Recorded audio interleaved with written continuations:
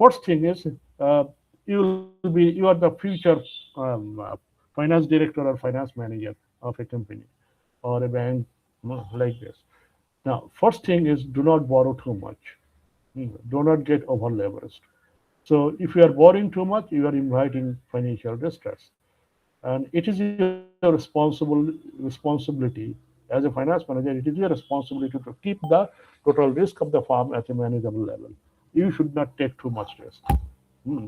The second issue is do not hmm, do not take too much risk for any venture or hmm, any other project. Do not take risk. Usually, we think that higher the risk, higher the return. We'll get very high rate of return, but the things may come up in a different way. Well, the company will get high rate of return, that's for sure. But if their risk does not provide the return, yeah, or if the company incurs loss on that project, who will be the first man to be fired? It's you. What did I say? আপনি finance manager, আপনি ঝুঁকি নিয়েছেন, ঝুঁকি যেটা যে লাভ হয় এটা কোম্পানির, আর যদি লস হয় আপনার চাকরি চলে যাবে। Remember this. So do not take too much risk, never ever. এটা অনেক ফাইন্যান্স ম্যানেজারই কিন্তু এই মানে যখন খুব বেশি এক্সপিরিয়েন্সড হয়ে যায় তখন তারা কিন্তু এই ভুল করে ফেলে। Do not make this mistake. Third is do not over expand in terms of business expansion. যখন বিজনেস যখন এক্সপ্যানশনে থাকে, যখন বিজনেস বুম যখন চলে, in that case do not over expand. আপনি মনে করলেন যে আমার প্রোডাক্টের ডিমান্ড তো বাড়ছে, আমি এক্সপ্যান্ড করে ফেলি, এত এক্সপ্যান্ড করলাম, পরে যে যখন when the economy dips again, economy slows down, your capacity will be underutilized or unutilized, and you will be incurring losses. তখন আপনার লস সব শুরু হবে, তাই না? এখন ওভার এক্সপ্যানশন করে অনেক কোম্পানি কিন্তু সিক হয়ে যায়। So do not over expand, remember this. So যখন এক্সপ্যানশন করবেন, মেক এক্সপ্যানশন ভেরি জুডিশিয়াসলি। কতটুকু এক্সপ্যানশন করা জুডিশিয়াস, খুব বেশি এক্সপ্যানশন করে you will be in deep trouble, you may have be in deep trouble. Next is do not make indiscriminate acquisition. কখনো indiscriminate acquisition করবেন না। যা পাইলেন, অনেক সময় অনেক কোম্পানি দেখা গেছে যে প্রচুর ক্যাশ আছে, খুব ভালো revenue generator, business is expanding, তারা অ্যাকুইজিশন শুরু করে দে। If you make acquisition of too many companies, you may end up with a loss আর কি। এগুলো ম্যানেজ করার একটা বিষয় আছে। আর as I said, usually acquirers end up with a loss in most cases. আমি যেটা ক্লাসেও বলেছি। So do not make indiscriminate acquisition. If you want to make acquisition very selectively, খুব selectively acquisition করবেন, একটা একটা করে, যেটা fair price আর কি, not do not pay too much. And do not get into bidding war. Bidding ওয়ারের মধ্যে জড়াবেন না, যে এক কোম্পানি একটা বিড করছে, আমি একটা পাল্টা বিড করে আরো প্রাইসটা বাড়িয়ে দিলাম। এতে লাভবান কি হবে? যে টার্গেট কোম্পানি শেয়ার হোল্ডার লাভবান হবে। You will not be the gainer, you will be losing in the long run. And next, do not pay too much for acquisition. অ্যাকুইজিশনের জন্য খুব বেশি প্রাইস যেন পেমেন্ট না করেন, এটা খেয়াল রাখা প্রয়োজন। So acquisition engine, if you pay too much price, at the end you are going to lose value. Now একটা এক্সপেরিয়েন্স বলা, একটা জেনারেল এক্সপেরিয়েন্স বলা শেয়ার করা প্রয়োজন, যে অনেক কোম্পানি আছে দেখা যায় যে কোম্পানি ওয়াজ ভেরি সলভেন্ট, কিন্তু অ্যাট দ্য এন্ড এই অ্যাকুইজিশন করার পরে কোম্পানি সিক হয়ে গেছে। তো এই যে ভেরি সলভেন্ট কোম্পানিকে সিক করতে হলে অ্যাকুইজিশন করে, এই যে too many acquisition may not be good.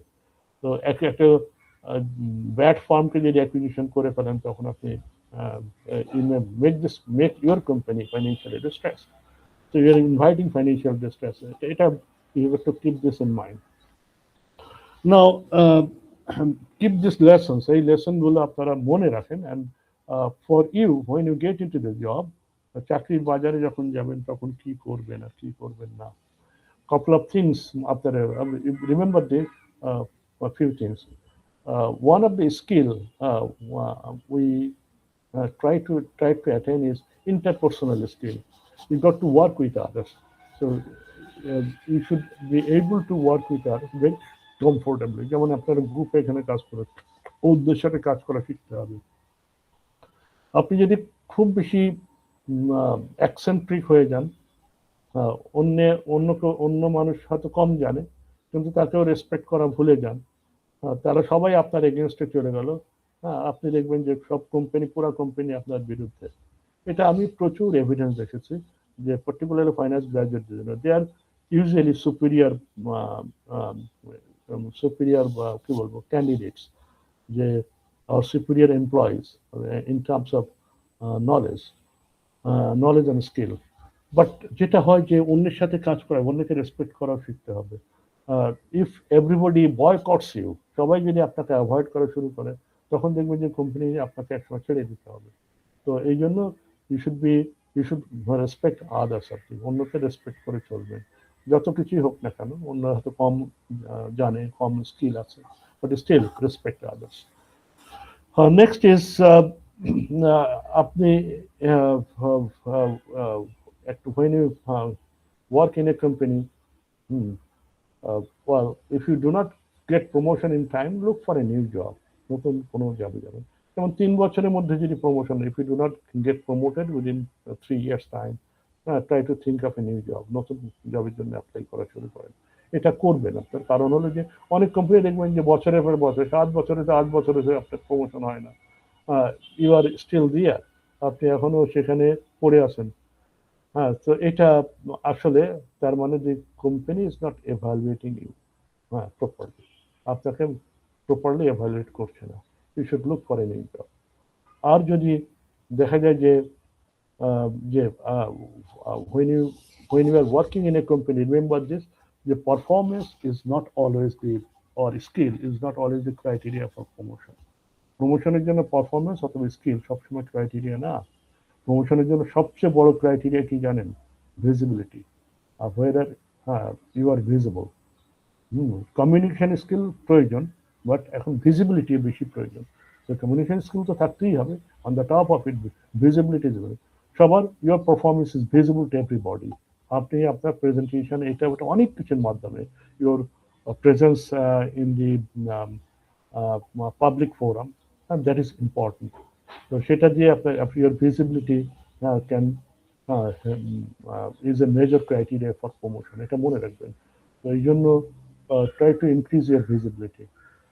Next is if you find that যে আপনার আপনার আপনাকে সবাই অ্যাভয়েড করে সিদ্ধান্ত নেওয়া শুরু করেছে, everybody is avoiding you or senior management is avoiding you and taking a decision without you, তখন আপনার যেটাতে ইনভলভমেন্ট হওয়া উচিত ছিল, কিন্তু আপনাকে বাইপাস করে সিদ্ধান্ত নিচ্ছে, then it try to leave the job. তখন চাকরি ছেড়ে অন্য কোথাও যাওয়ার চেষ্টা করে, বুঝে গেছে? আর যেখানেই কাজ করেন না কেন, সেখানে খুব কমিটমেন্ট নিয়ে কাজ করেন, এবং এতে দেখবেন যে that will deliver the fruit আর কি, যে আপনার জন্য সেটা ক্যারিয়ারের জন্য সেটা ভালো হবে, বা আপনি কোম্পানির হয়তো মূল্যায়িত হওয়ার সম্ভাবনা বেশি থাকবে। অনেক সময় দেখবেন যে আপনি if there is a chance that you are getting fired আর কি, আপনার ফায়ার্ড হওয়ার আগেই আপনি চাকরি ছেড়ে দেওয়ার চেষ্টা করেন, অন্য একটা চাকরিতে জয়েন করার চেষ্টা করেন। আমাদের ফাইন্যান্স গ্রাজুয়েটদের মধ্যে আমি অনেককেই দেখেছি, ভেরি স্কিল, একটু অ্যাকসেন্ট্রিক, একটু ইমোশনাল। যেটা হয়েছে যে ইমোশনাল যারা, তারা ওই যে চাকরি ছেড়ে দিয়েছে, পরে সারা জীবন চাকরি পায়নি, নট ইভেন এন্টায়ার লাইফ, হয়তো 10 বছর চাকরি করছে, তারপরে গেট ফায়ার্ড অথবা ফ্রাস্ট্রেটেড হয়ে চাকরি ছেড়ে দিচ্ছে, আর সারা জীবন চাকরি পায়নি। তো মনে রাখবেন যে যখন আপনি when you get fired, এটা কর্পোরেট এরিয়াতে সবাই জানে আর কি, মানে জানাজানি হয়ে যায়, এবং আপনাকে আর কেউ নিতে চাবে না। তো আপনি you will face tremendous problem. অনেকের হার্ডশিপ আমরা দেখেছি, মানে অনেকটা ভিক্ষা করার মতো অবস্থায় চলে গেছে, মানে অনেক মানুষকে। তো আপনার মানে ওয়ার্স্ট কেস সিনারিওর জন্য always be ready for the worst case scenario. আপনার যখন দেখবেন যে আপনার অন্য কোনো উপায় নাই, কিপ ইউর সেভিংস এবং নতুন একটা ব্যবসা শুরু করার চেষ্টা করেন। অনেক খারাপ অবস্থার মধ্যে মানুষ পড়তে পারে। আমি কোভিডের সময় একটা গল্প বলি আর কি। কোভিডের সময় একটা উবারে চড়ছিলাম, উবার যিনি ড্রাইভার তাকে দেখে খুব পলিশ মনে হলো, খুব সোবার মনে হলো, এত ইউজুয়ালি উবার ড্রাইভাররা ইউজুয়ালি যারা চাকরি বাকরি পায় না বা যারা অন্য কোনো কাজ জানে না তারা এগুলো করে, কিন্তু বাংলাদেশে করে, অন্য দেশে যে কোনো মানুষ উবার চালায়। তো আমি দেখে আমি ইউজুয়াল উবার ড্রাইভারের সাথে একটু গল্প করি সবসময়। তো কথায় কথায় জানলাম যে সে একটা বড় কোম্পানিতে মোটামুটি ভালো পজিশনই ছিল। সে কোভিডের সময় তার চাকরি চলে গেছে। কোভিডের সময় তারা ওই যে অনেকে জব তারা এন্ট্রান্স করেছে এবং চাকরি চলে গেছে। চাকরি চলে যাওয়ার পরে সে তার আর সে মানে তার সেভিংস দিয়ে চলার চেষ্টা করেছে। তারপরে আর কোনো উপায় নাই, তার সে উবার চালানো শুরু করেছে। So worst case scenario can happen any time. যে কোভিড, যেমন কোভিডের মতো এরকম একটা সার্কামস্ট্যান্সে যে কোনো সময় হতে পারে। যেমন এখন মনে করে যে যুদ্ধ চলছে, যুদ্ধ যদি প্রলং করে ইকোনমির অবস্থা কোন দিকে যাবে আমরা জানি না। অনেক কোম্পানি হয়তো ছাঁটাই করা শুরু করবে। তো এইটা আপনি ওয়ার্স্ট কেস সিনারিওর জন্য আপনি তৈরি থাকবেন। হ্যাঁ, কিছু কিপ ইউর সেভিংস, তা দিয়ে যদি একটা ছোট ব্যবসাও আপনি ব্যবসা শুরু করতে পারেন সেটা ভালো। আর ভালো এমবিএ, গুড এমবিএ গ্রাজুয়েটস যারা, best MBA graduates, they usually start their new own business আর কি। তারা চাকরি করবে না এমন না, চাকরি করবে, but they will accumulate some fund and they will start their new business. Usually তারা সেটা করে, আপনারা সেটা করেন। Build up your own institution or own organisation or own company, এটা আপনারা করার চেষ্টা করবেন। তো মোটামুটি এই ছিল ডিসকাশন। তো একটু এই লেসন গুলো আপনারা মনে রাখার চেষ্টা করেন। Definitely will be doing well in the corporate area. যে কাজগুলো করবেন না সেটা হলো যে আমাদের ফাইন্যান্স গ্রাজুয়েটদের কিছু দুর্নামও আছে। দুর্নাম হলো যে এরা এই কিছুটা অল্প 10,000 টাকা বেশি বেতন পাইলে অন্য জায়গায় চলে যায়। তো এই যে এই 6 মাস হয়নি বা 1 বছর হয়নি আর একটা জবে চলে গেছে, আর 1.5 বছর পর আর জায়গায় চলে গেছে, তার 10 বছরের মধ্যে সাতটা কোম্পানির চষে বলানো হয়ে গেছে। তার মানে মানে বিষয়টা হলো যে তাকে এখন এই ফাইন্যান্স গ্রাজুয়েটদের বয়কট করে, বুঝে গেছে? এরা তো থাকে না, এরা চাকরি নেয় তারপর চলে যায় কয়দিন পরে। তো এরা ট্রেন আপ করে লাভটা কি? বিষয়টা আপনাকে খেয়াল রাখতে হবে, যখন একটা work in a company, work for a significant period of time, যেমন 3 বছর মিনিমাম চাকরি করেন তারপরে যান। আপনি 1 বছর পর পর যদি একটা কোম্পানি চাচ্ছেন, আমি আমরা দেখছি যে 3 মাস পর পর জব চেঞ্জ করছে, খুব মানে। তো এটা হলে দ্যাট ডিস্ট্রয়েজ ইউর ক্যারিয়ার, এটা আপনার ডিস্ট্রয়েজ ইউর সিভি। এটা যখন দেখবে তখন আপনাকে আর কেউ মানে নিতে চাইবে না। আপনি যে আপনি তো থাকেন না, কোথাও কোথাও স্টেবল না, কোথাও থাকতে পারেন না, এই ব্যাড কনোটেশনটা আপনার সিভিতে যুক্ত হয়ে যাবে। তো এটা সবসময় খেয়াল করবেন। তো যখন তখন চাকরি ছেড়ে দেবেন না। হ্যাঁ, আপনি প্রচুর অফার পাবেন, কিন্তু যখন তখন চাকরি ছেড়ে দিন, একটা নির্দিষ্ট সময় থাকেন, বুঝে গেছেন? যদি আপনার কোম্পানি আপনাকে মূল্যায়ন না করে অন্য দেন, আপনি ইউ লিভ দ্য জব আর কি। তো ঠিক আছে, অনেক কথাই বলা হলো। তো আপনারা সবাই ভালো থাকেন, অ্যান্ড চাকরি বাকরি পরে আপনারা ভালো জবে ভালো প্রফেশনে জয়েন করেন। তো I hope all the best to you. So thank you very much.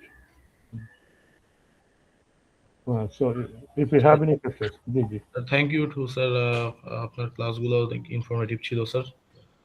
আমরা আসলে অনেক কিছু হয়তো শিখছি, অনেক কষ্ট হয়েছে স্যার পুরো টাইম সব জিনিসগুলো পুল আপ করতে একসাথে। স্যার আমরা হচ্ছে একটা অফলাইন ক্লাস স্যার 25 তারিখে হচ্ছে চাচ্ছিলাম স্যার, যদি আপনার পক্ষে সম্ভব হয় স্যার, মানে কম্বাইন্ড একটা ক্লাস যদি দুইটা সেকশন একসাথে করেছেন নিতেন তাইলে আর কি। বুঝছি আর কি, মানে আমি অফলাইন ক্লাসেরটাই প্রেফার করতাম। আমি চিন্তা করতাম যে 25 তারিখে অফলাইনে এই প্রেজেন্টেশনগুলো নেওয়া যায় কিনা।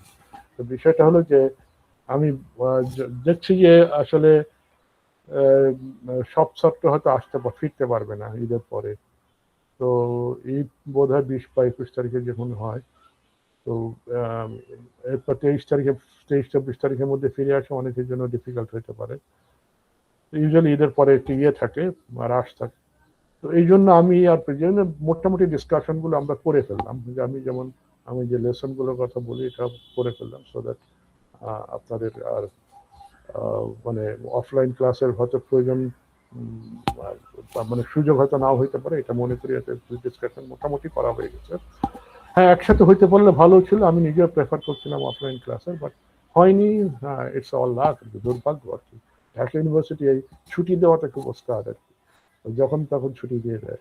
তো এটা আমাদের জন্য খুব ডিফিকাল্ট হয়ে যায়। আমি নিজে থেকে কোনো ক্লাস মিস করি না, যত কাজ থাকুক না কেন, বাট স্টিল যে আমাকে দেখেন শেষ পর্যন্ত আমি এই ছুটির মধ্যে অনলাইনে ক্লাস নিতে হলো। তো এনিওয়ে ঠিক আছে, ভালো থাকেন, লেট আস সি আর কি, যদি সময় সুযোগ হয় দেখা হবে ইনশাল্লাহ। আর be ready for the exam. এক্সামে তো একটা কেস থাকবে simply, so you know that pattern আর কি, মোটামুটি জেনে ফেলছেন। তো প্রিপেয়ার ফর দ্যাট। আর যদি কোনো কিছু আমাকে জিজ্ঞেস করা থাকে, I be in my office, অথবা আমাকে হোয়াটসঅ্যাপ একটা মেসেজ দিতে পারেন, আই বি দেয়ার। ঠিক আছে, so thank you very much আপাতত। Thank you very much sir, আপনাকে অনেক ধন্যবাদ sir. Most welcome. For the Thank you, sir. Assalamu alaikum. You can leave now. Thank you.